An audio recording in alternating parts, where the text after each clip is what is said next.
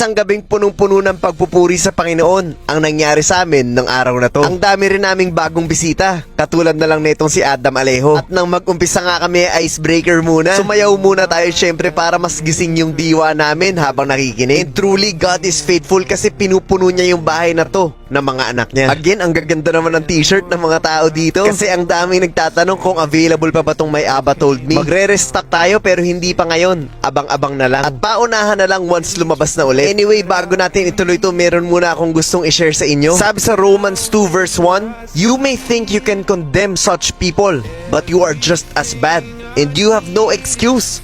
When you say they are wicked and should be punished, you are condemning yourself.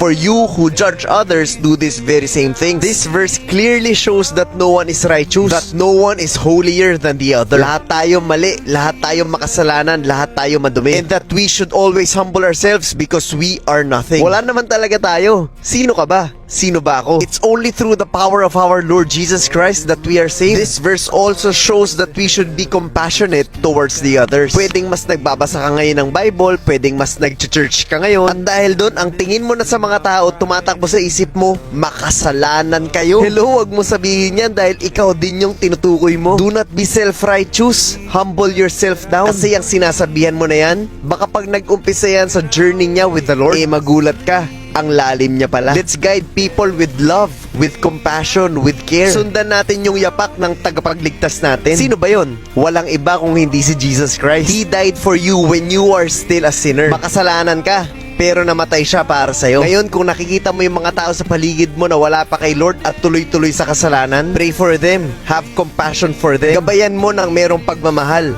pero hindi para sang ayunan yung mga maling gawain nila. Show the love of God through understanding, pero hindi para sabihing okay lang yan. Yung tipong mali na yung ginagawa, pero sasabihin mo pang okay lang yan, naiintindihan ka ni Lord. Kung mali, sabihin mong mali, but do it in a gentle way. Huwag yung nangaaway tayo. Huwag yung parang nagmamataas tayo. At kung hindi ka pa niya maintindihan, huwag kang magagalit. Remember that the Lord has His own timing for everyone. Ask for wisdom from our Father. Sana po ay malinaw at naiintindihan niyo po ang mensahe ng video na to.